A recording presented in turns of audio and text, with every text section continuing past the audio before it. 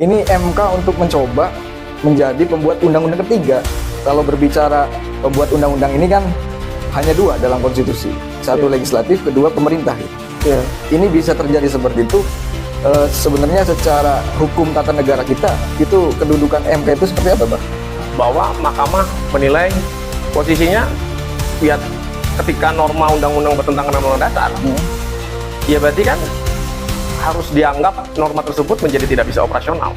Sementara itu yang menjadi base-nya, tapi putusan MK-nya beberapa kalangan, bahkan saya itu sendiri menganggap justru base-nya itu dikangkangi, seperti tadi dibilang. Justru mereka melandasi itu karena memang tidak sesuai dengan ketentuan konstitusi, tapi juga sekaligus mengangkangi konstitusi, yang tadi dibahas di pasal 22.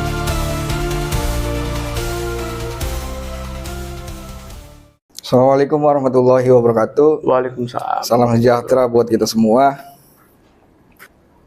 Indonesia kurang lebih 1 tahun yang lalu telah selesai dengan pesta demokrasinya, desain pemilu 5 kotak secara serentak. Dengan berbagai macam problematiknya, per hari ini Indonesia terus mencari idealitas menuju bentuk sempurna dalam pelaksanaan sistem pemilu, dengan tujuan untuk menuju pemilu yang berkualitas.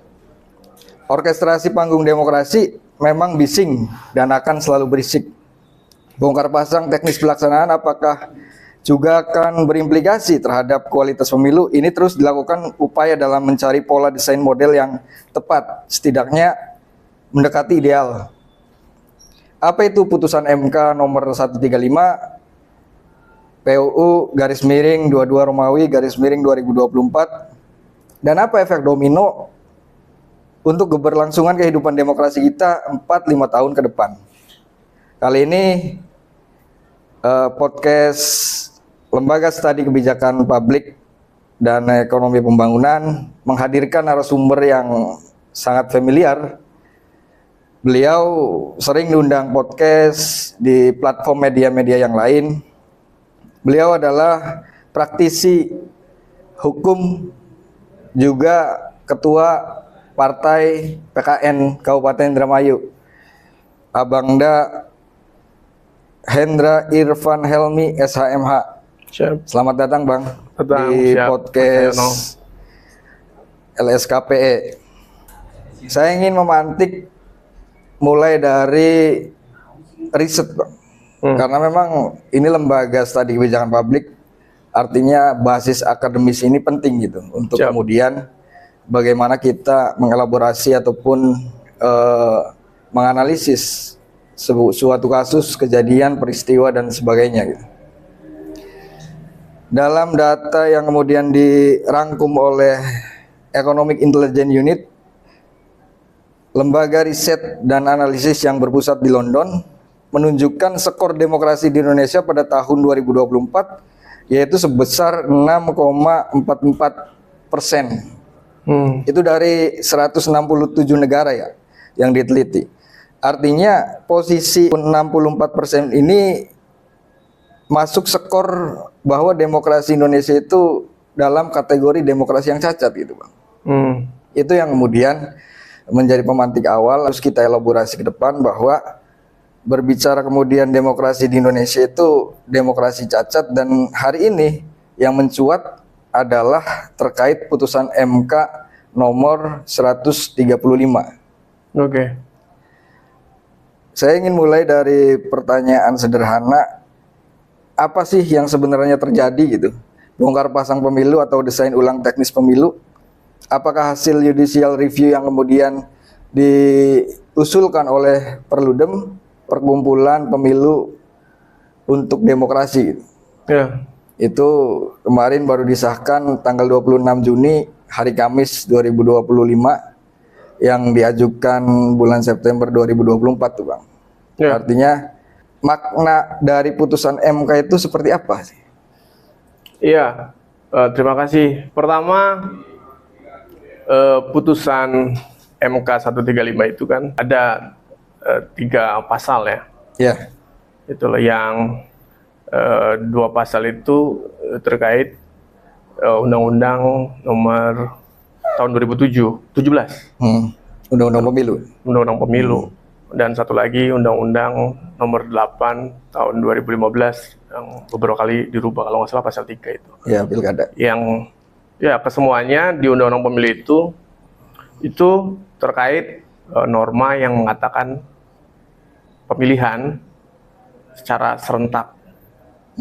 Dua pasal di Undang-Undang Pemilu dan satu pasal di Undang-Undang Nomor 8 Tahun 2015 itu terkait pemilihan gubernur, wali kota, dan sebagainya.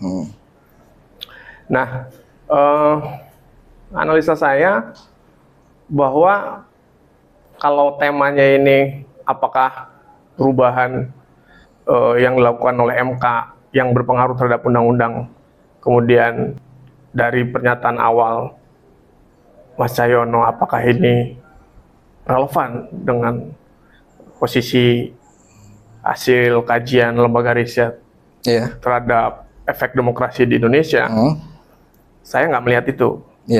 Nah, artinya konsekuensi dari putusan MK ini kan justru juga membuat problem hukum.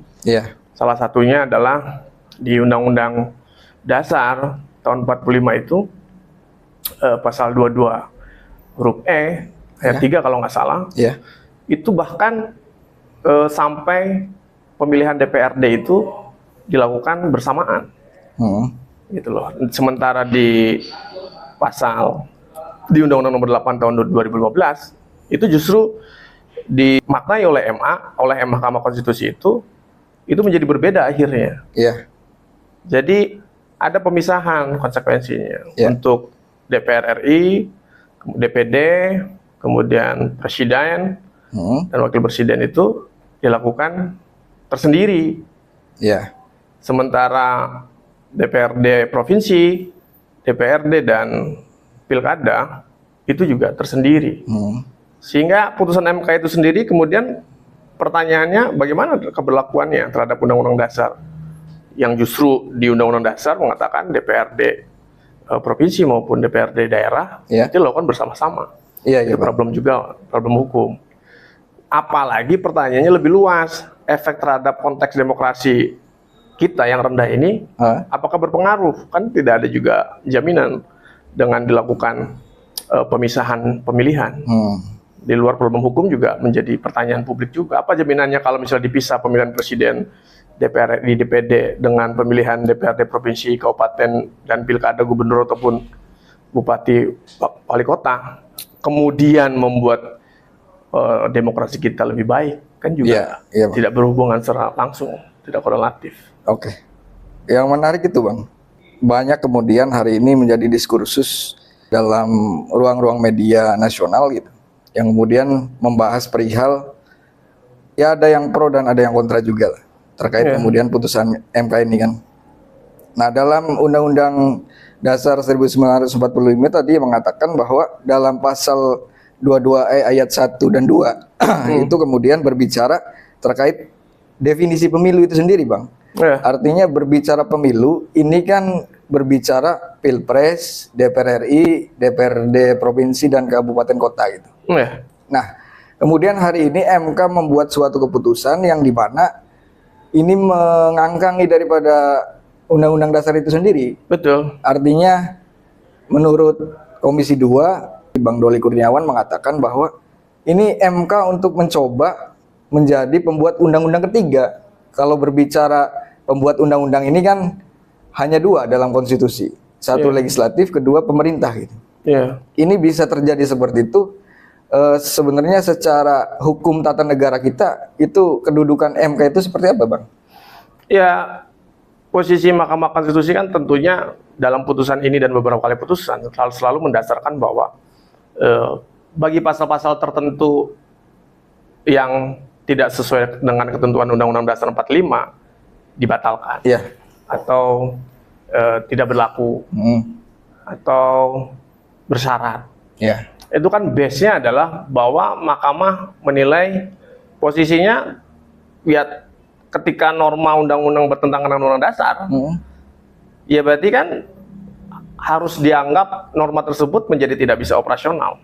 Sementara itu yang menjadi base-nya, tapi putusan MK-nya beberapa kalangan, bahkan saya sendiri menganggap justru base-nya itu dikangkangi seperti tadi dibilang. Justru mereka melandasi itu karena memang tidak sesuai dengan ketentuan konstitusi, tapi juga sekaligus mengangkangi konstitusi seperti yang tadi dibahas di pasal 22. Nah, posisi putusan MK yang demikian ya tentunya menjadi problematik hukum, walaupun nanti ke depan pemerintah, DPR dan eksekutif juga bisa membuat undang-undang yang terbaru, dan ini mesti dibuat ketentuan undang-undang terkait pemilu ke depan di tahun 2029. Ya otomatis kan nanti kan terintegrasi dengan undang-undang pemilu, kemudian undang-undang pilkada, ataupun nanti dalam satu naungan omnibus law gitu kan. Ya.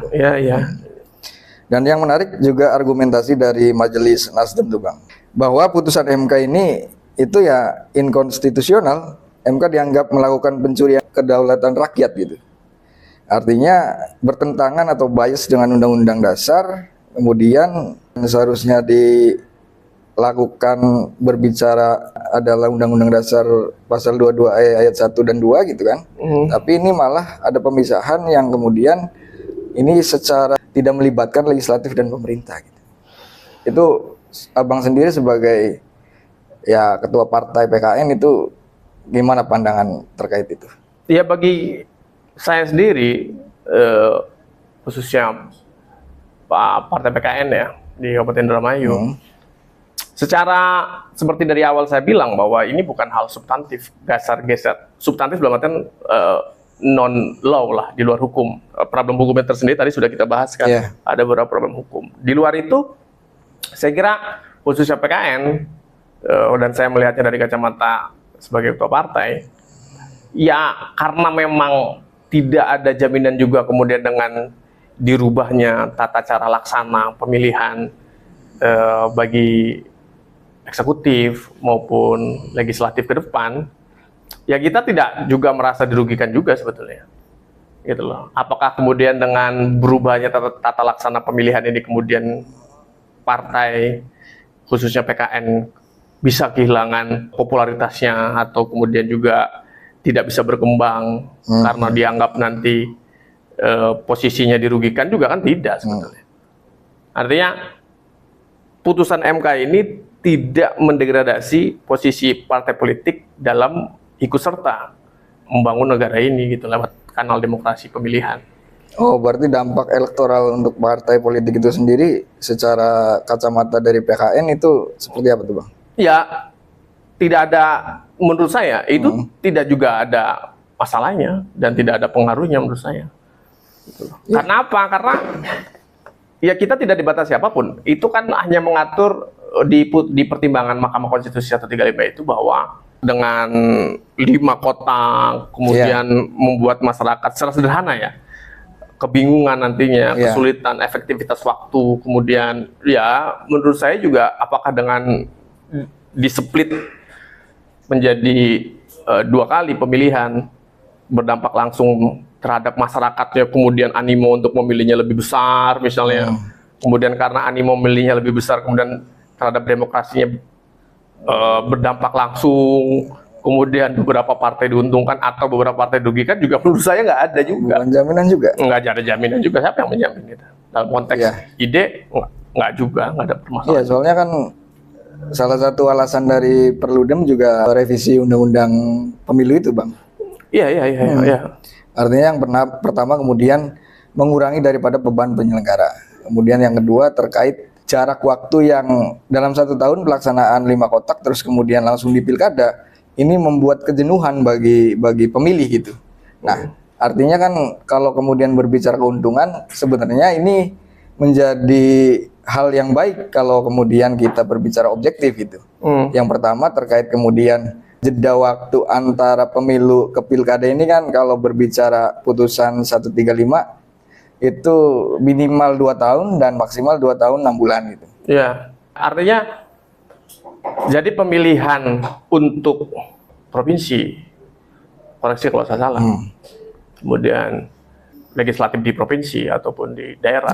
Kabupaten, bupati, wali kota. Iya, itu kan diberi jarak 2 tahun maksimal 2,5 tahun. Itu setelah pemilu nasional ya? Baru kalau misalnya ini kita anggap clear nih dilaksanakan misalnya putusan MK-nya, walaupun Final and belum, binding. ya misalnya dijadikan patokan misalnya. Kalau itu dijadikan patokan, justru problemnya kan problem hukum. Artinya berarti jangka waktu jabatan yang sekarang, Iya. khususnya provinsi, legislator provinsi dan kabupaten, itu kan menjadi bertambah. Sementara dalam ketentuan perundang-undangan itu kan dibatasi 5 tahun. Iya. Lalu subsidi 2 tahunnya itu seperti apa? Nah, itu juga jadi Keputusan problematik. hukumnya apa yang kira-kira mendasari kemudian mereka? Berarti jabatan DPRD provinsi sama kabupaten nanti diperpanjang 2 tahun kan? Kalau ini benar terjadi tuh, Bang. Iya, terus yang memperpanjang siapa? Yang menjadi problem.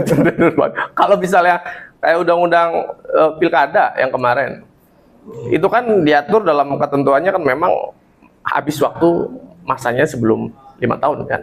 Iya. Betul nggak sih? Iya. Sehingga bagi kepala daerah yang jabatannya sebelum itu harus berhenti, itu kan ada penggantinya PJ untuk mengantarkan sampai pilkada berikutnya, kan begitu, dan sebagainya dan sebagainya. Nah, kalau DPRD kabupaten dan provinsi, memang gimana mau ada PJ, kan nggak mungkin. PJ anggota Dewan Indonesia misalnya kan juga menjadi kebingungan tersendiri, apa landasannya nanti, landasan hukumnya. Kemudian artinya itu bertentangan dengan undang-undang, juga bertentangan dengan konstitusi kan, karena jabatannya sudah dibatasi. Berarti posisi Abang sebagai ketua PKN ini melihat ataupun secara prinsip partai ini artinya menilai dari putusan MK itu seperti apa, Bang? Ya, problem hukum, ya kita tidak menafikan ada problem Ya. hukum. Kemudian bahwa ini menjadi polemik, iya jelas, gitu loh. Karena ada pertentangan-pertentangan di dalamnya kan. Tapi apakah kemudian partai politik mendapatkan kerugian terhadap pelaksanaan ke depan dengan alasan-alasan yang dipertimbangkan oleh Mahkamah Konstitusi? Itu saya kira tidak juga. Kita fine-fine aja. Gitu. Di Iya. luar konteks hukumnya, Iya, ya kita, ya walaupun itu satu kesatuan dan nggak bisa dilepaskan kan dalam konteks politik, dalam konteks hukum. Gitu. Tapi apakah membuat kita ini, partai ini kemudian kehilangan opportunity untuk ke depan bisa bersaing dengan beberapa partai yang lain? Kan juga tidak. Sama-sama juga kok, kecuali partai A pelaksananya didahulukan, partai B pelaksanaannya misalnya dilambatkan misalnya, kan tidak, tetap kita bersaing bersama-sama di waktu yang sama. Gitu loh. Hanya memang jadi pembahasan itu loh, kayaknya alasan agar demokrasi ini kemudian lebih baik, kemudian kualitas pemilihan lebih baik, beban panitia pelaksana pemilihan misalnya juga menjadi lebih ringan. Saya kira bukan alasan yang substantif juga gitu. Kalau dihubungkan dengan goal dari demokrasi yang dianggap bisa lebih baik untuk masyarakat. Kalau kemudian berbicara tadi, karena putusan MK ini kan sifatnya final and binding gitu, Bang. Untuk ke depan nih, Bang, civil society ataupun peran movement society dalam melihat putusan MK ini ataupun dalam menjalankan proses ataupun sampai dengan tujuan daripada pemilu serentak nasional ataupun pemilu serentak di lokal gitu. Ini menjadi sebuah hal yang sangat menarik untuk kita diskusikan gitu. Nah, Perludem ini kan salah satu civil society yang kemudian menginginkan bentuk sistem pemilu yang mendekati ideal lah, dengan basis berbagai argumentasinya yang kuat gitu. Artinya bongkar pasang reformasi sistem pemilu ini juga nggak terlalu signifikan gitu berbicara efek daripada civic education ataupun voters education gitu, Bang. Bahkan sampai dengan vote buying juga itu menjadi sebuah praktek politik yang tidak bisa dihindarkan gitu. Itu substansinya kan di situ. Jadi untuk menghindari daripada praktek-praktek kecurangan dalam pemilu, ini kan bukan menjadi alasan yang kuat juga putusan MK itu, Bang. Ya justru itu. Apakah masalah-masalah tadi kemudian dengan putusan MK yang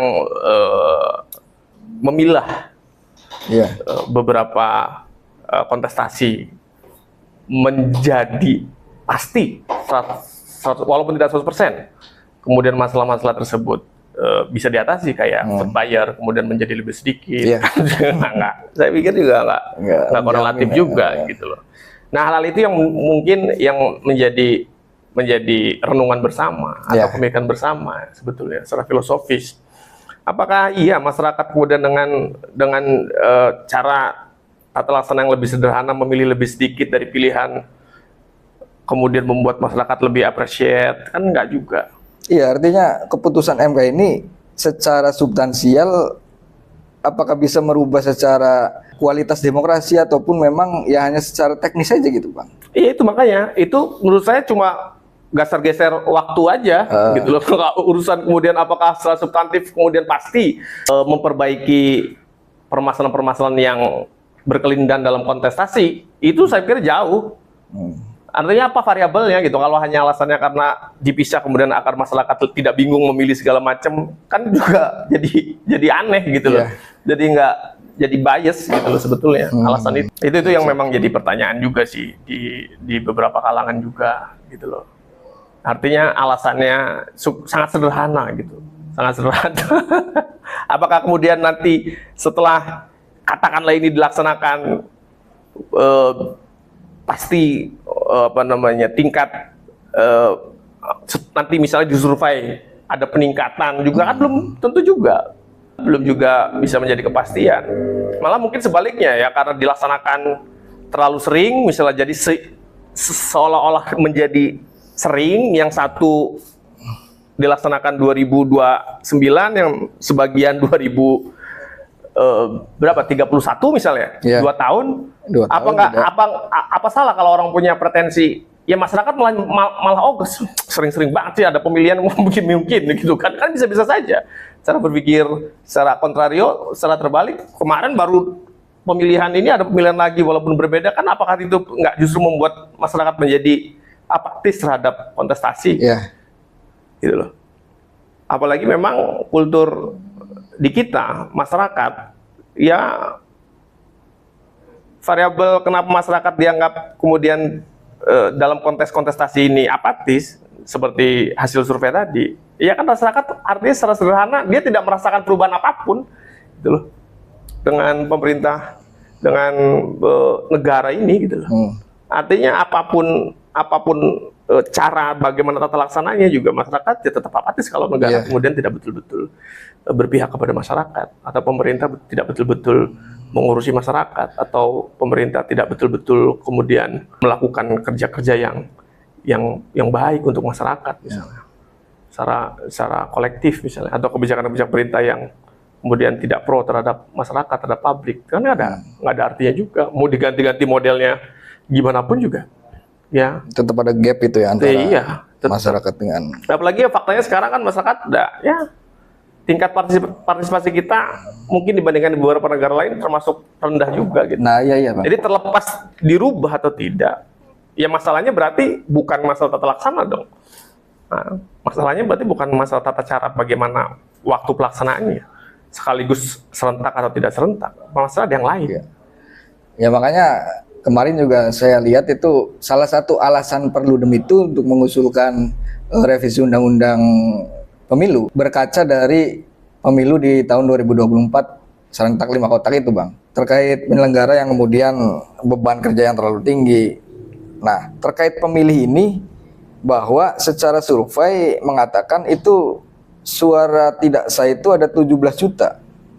Itu menjadi kemudian bahan evaluasi, dan desain yang diusulkan oleh Perludem ini diharap bisa meningkatkan partisipasi masyarakat yang ada jeda. Artinya untuk pemilih-pemilih rasional ini kan perlu diedukasi juga tuh Bang. Iya, maksudnya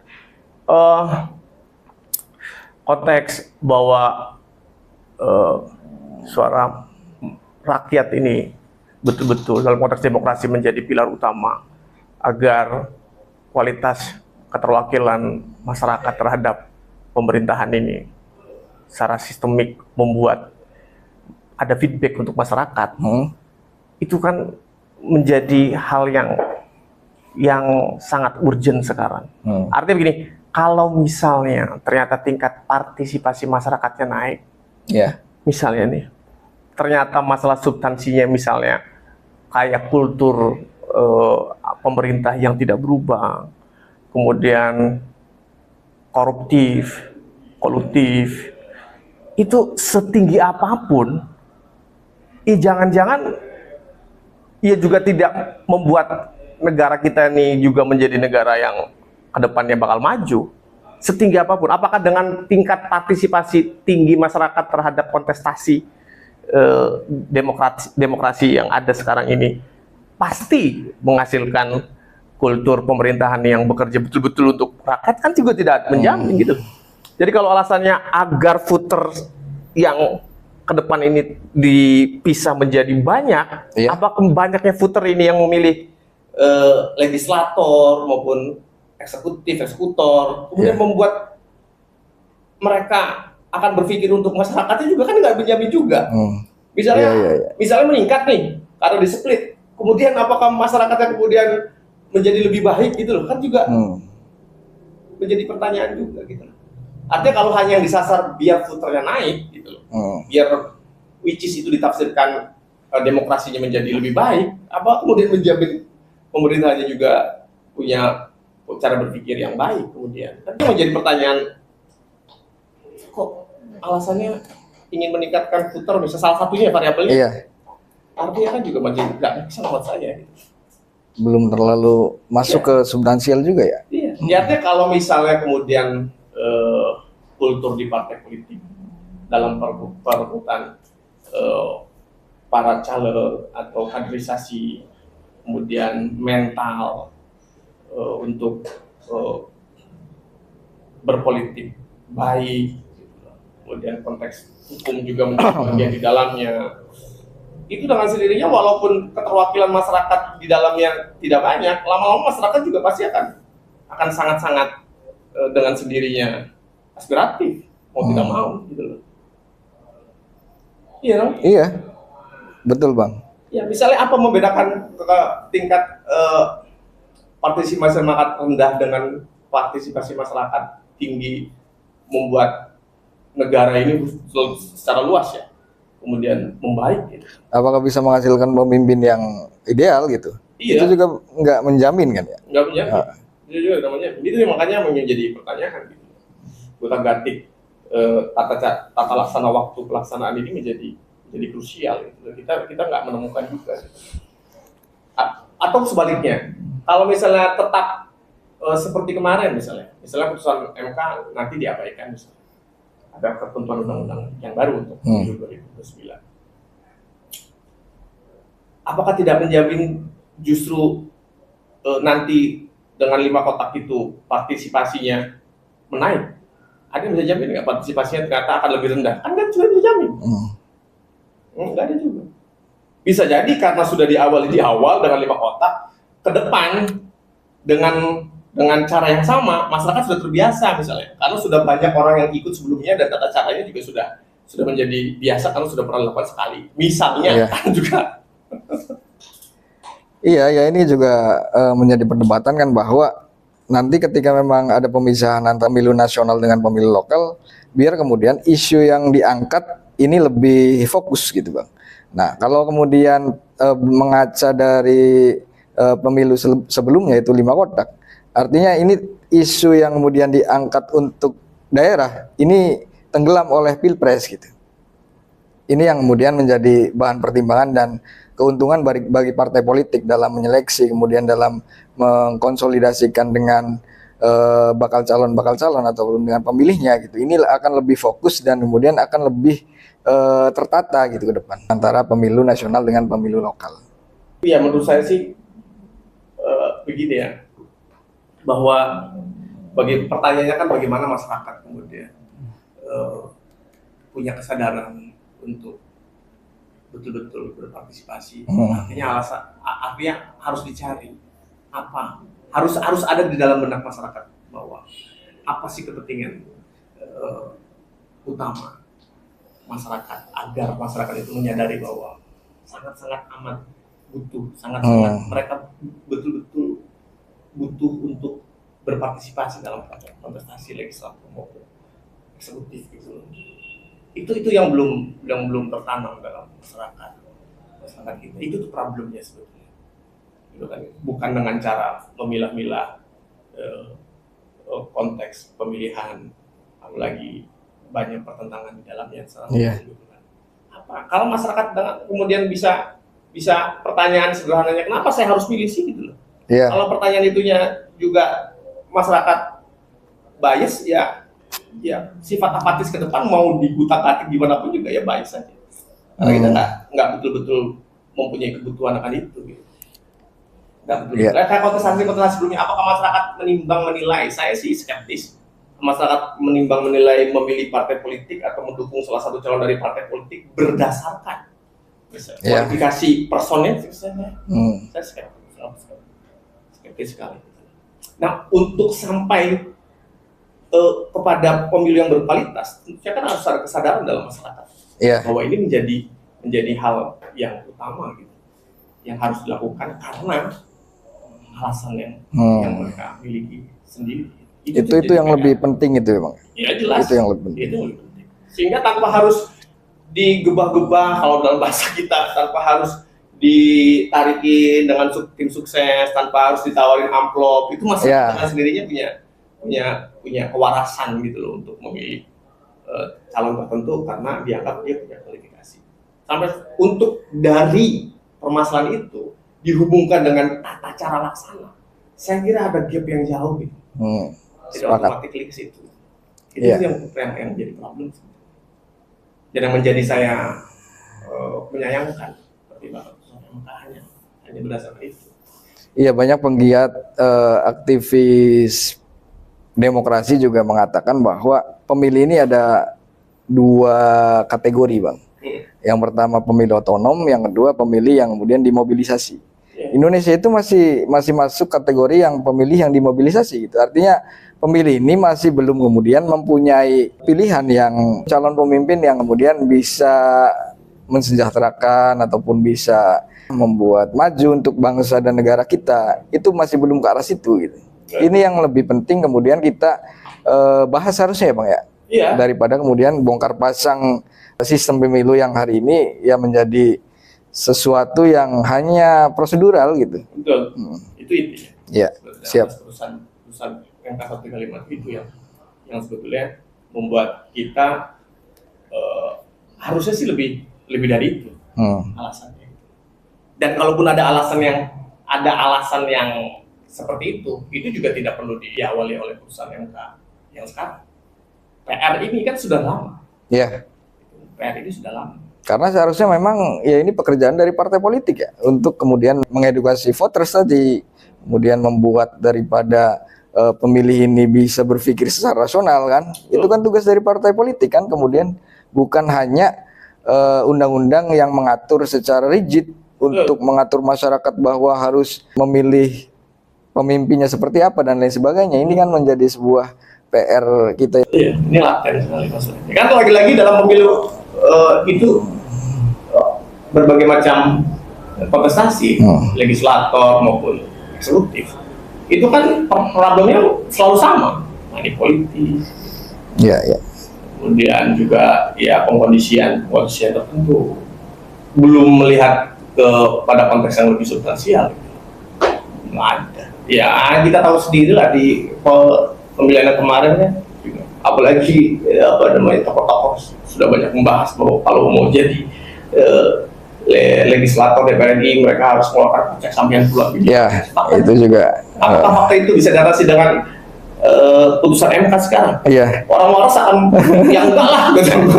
Ya kalau enggak ya terus gitu. Ada masalah yang lebih besar yang harus dibahas bersama. Ada masalah lebih besar yang memang harus menjadi terobosan. Terakhir Bang, ada pesan nggak ya terkait kemudian untuk memberikan pemahaman mungkin terhadap masyarakat Indramayu ataupun secara umum gitu. Sebenarnya ya tadi berbicara putusan MK itu ya bukan jaminan gitu untuk menghasilkan demokrasi yang berkualitas. Ya masyarakat ya pastinya juga tidak, saya yakin lah tidak juga sangat peduli dengan putusan MK. Iya berarti Iya. di saat konstelasi global bahkan melokal sekarang, yang kita tahu sendiri, ya pesimis jangan, tapi keadaan yang saat ini yang masyarakat sulit untuk mendapatkan pekerjaan, diiringi oleh masalah-masalah tersebut, masalah ya kemiskinan, kemudian masalah-masalah laten lainnya yang mengiringi masyarakat di kehidupan bernegara ini, itu saya hanya ingin menyampaikan bahwa ya untuk menuju suatu demokrasi yang baik tentunya harus berawal dari motivasi individu yang terbawa yang memang harus lebih baik. Masyarakat harus punya mental yang baik, harus punya mindset yang baik, harus punya motivasi yang baik untuk memperbaiki diri. Kalau masyarakat punya mentalitas yang baik, kemudian memperbaiki hidupnya secara independen tanpa bergantung kepada institusi pemerintahan,